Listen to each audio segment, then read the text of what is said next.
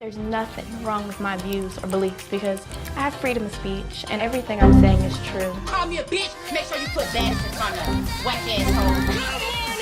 This is me being positive. Stay out of women's business. Now everybody's ganging up against I never said that I was a lesbian. You know what? I did say that.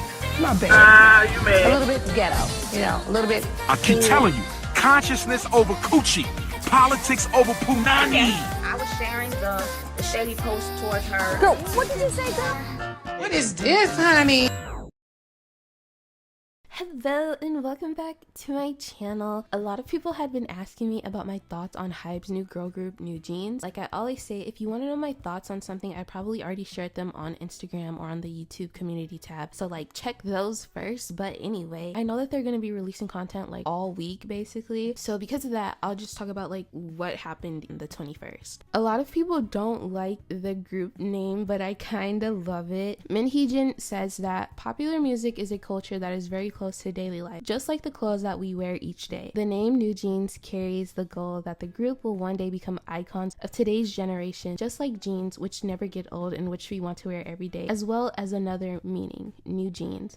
I think that's very cute. Like, I don't know what to tell you. She ate with that. Her mind, like, whoa. Another thing that was discussed a lot yesterday was their ages. They're very, very, very young. There was a lot of confusion over their ages for the first hour of their debut, but all of the girls were born between 2004 and 2008. Hani and Minji are the oldest members. They were born in 2004. Danielle was born in 2005. Haylin was born in 2006, and Haein was born in 2008. She just turned 14 in April. Obviously not something new in K-pop, but also not something we should dismiss, look past, or like try to celebrate. The topic has come up a lot as we've seen groups like LE SSERAFIM, Kepler, IVE, Stacy, and Classy debut. But rather than be able to talk about it, these discussions always quickly become like a fan war because y'all aren't normal. Threatened by Newjeans? No nigga. Like, before I go into it deeper, I do want to say that it wouldn't be such an issue if they were given age appropriate concepts, choreo, and styling. With every group I just mentioned, there was something questionable happening 5 seconds into the debut. Mnet had Kepler members doing strange choreo to Ice Cream of all songs. Hybe gave LE SSERAFIM the WAP choreo. IVE's outfits and choreo got some eyebrow raises. Classy's Macne line wearing crop tops, and I don't think Stacy has done anything questionable outside of the members' ages, obviously, but I did name them because they were a topic. Anyway, it's always frustrating when people say they don't care or feel like it's out of hate and jealousy because we didn't have a problem when insert name of child debuted at 14. I don't know who we is, but it was a problem then and it's a problem now. Boa is a common example people bring up to justify kids debuting. Mind you, my sister has literally discussed how debuting so young negatively affected her, and she's not the only one. Several idols actively speak out about how it fucked them up, and y'all continue to insist on bringing them up as a justification. Boa was very talented for her age. I love her early albums and performances. I'm sure many young idols out there right now are just as talented too, but why not just wait? I'm sure they're amazing now, but imagine their skill set when they're over the age of 18. Like, Boa was cool at 14, but have you seen that bitch live today? Like, whoa. Companies put their trainees and idols under a lot of stress. The pressure to always look a certain way or stay within a certain weight range is a lot to put on a human being, let alone a child. And the youngest girl is 14. She's like a baby. And that's not me trying to infantilize her, but like, she's a very young kid, barely a teenager. And then all of that on top of the demanding schedules they get, it's crazy. Another thing, the styling was very questionable. When I first watched the music video, I didn't even know their ages. I was just amazed at everything that happened, so I wasn't even really paying attention to stuff, and I thought that they were like older, like 18 or so, because this wasn't like the group from the auditions that they just held. Like, I thought this was an older age range group. When I was 14 or 15, I did wear crop tops, but the difference is that I styled myself. It was not some grown adult styling me and then putting me on display to the entire world. I also didn't have on a bandana top and shit. Like, if you look at some of the things they're wearing, and not really just all of them, specifically the youngest member, it's not really age appropriate for them like to have been styled in. And even if I were wearing those clothes, again,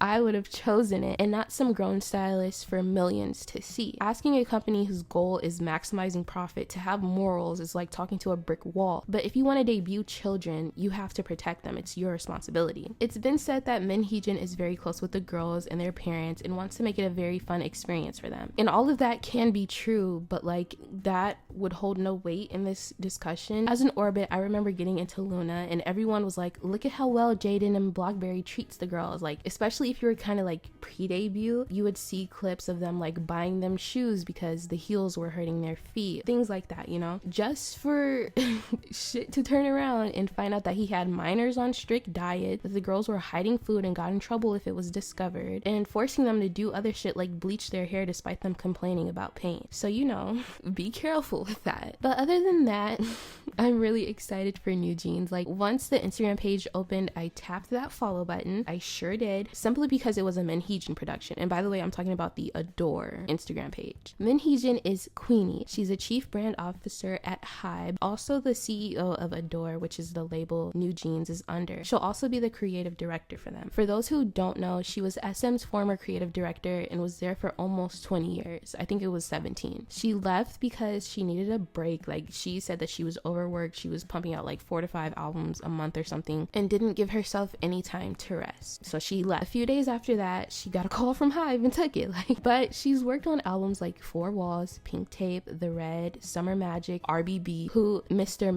Like, whoa. Her and her team are directly responsible for it all. She's a muntress. Her mind is amazing. Everything she does is stunning, outstanding. That's my sister. No, that's mother, actually. When I first got into K-pop, Red Velvet and FFX were my main girls for a long time, and they still are, despite what I say publicly sometimes. So to see the 4th gen version of that and being able to witness it in real time will be one for the fucking books, bro. We are witnessing herstory. Like, you don't get it. So yeah, ever since the Adore page opened, I've been liking the tweets, reposting, resharing, sending them to everyone I know, which is funny because people were like, this group came out of nowhere. They were announced like a month ago, but it's okay. You can't stay on top of the news like me. Don't worry, I got us at the end of the day. I think their presence in 4th gen will be refreshing. I know a lot of people use that word a lot and I never agree with them because what do you mean? Let me not. This is about newjeans, but I don't care. Refreshing holds meaning today. Like I said, this is a heejin production. She's about to turn the industry upside down. Yeah, like I said on Instagram, everyone is gonna catch it. Not a single boy group could do it, so they're not even a part of the conversation. Stacey, you're over. Promise, Luna, Espa, Itzy, you're gonna catch it and you're done. Everglow, you never started. NMIX, you don't even go here. Woo-ah, you're nothing. Red Velvet, you're old and washed up and refuse to give us seasonal comebacks, so you're gone. Le Seraphim, you didn't have a chance, but we freaking love you. Move over, IVE. The 4th gen queens are here. Yeah, but anyway, from the music to the visuals to the concept, I definitely think they're gonna bring something new to the table. Hopefully Hybe doesn't ruin whatever they got going on because I really love it. And even if they don't bring something new, I'm gonna eat it up. Like, this feels very targeted. All of it screams Ajanavis. Every time they post something on the newjeans account, I'm like, whoa, you're in my brain right now. Good music and visuals, that's all I need. Because their content release schedule is so weird, like I said earlier, I'll wait until the end of the month to talk about the other songs, I guess, but for now I'll talk about everything released today, July 21st. I'm gonna read out their schedule so that everyone knows what to expect in the following days leading up to the digital release. So we know that Attention is their debut. It says it on the scheduler. A lot of people said it was a B-side. It's not. It's the debut. We got the Attention performance version at 12 p.m. Korean Standard Time. Today, this video will go up at the same time that the Hype Boy music video is released. Then on the 25th at midnight in Korea, the Hurt music video will be released. The album preview and pre-order will also go out on that day. And then on the 26th, they're releasing something called We Are Newjeans, which I feel is like not like a reality show, but maybe just like a concept film or something. I don't know. I think they'll start releasing teasers between the 27th and the 31st. That's 5 days altogether, starting from the 27th and ending on the 31st. Like, don't do my math. I think we'll get a couple of teaser sets a day from one girl, so each girl will have their own day. And then the EP will be digitally released on the 1st. I think the album is only 4 songs long, by the way, so that's really disappointing, but they're giving us a lot of content. That same day, the music video for Cookie will be released. On the 4th, they'll be on M Countdown. On the 5th, they'll be on Music Bank. On the 6th, they'll be on Inkigayo. And then on the 8th, the physical album will be released. And on the 11th, they'll have a pop-up store that none of you can go to because you don't live in Korea. So first, the song, amazing. It has a lot going on, but heejin went to the Charlie Taft School School of Production because this sounds exactly like something she'd do. When I said it has a lot going on, I mean like the sound, you just walk with me. It's 90s to mid 2000s inspired. Okay, flow, like inspiring the girls.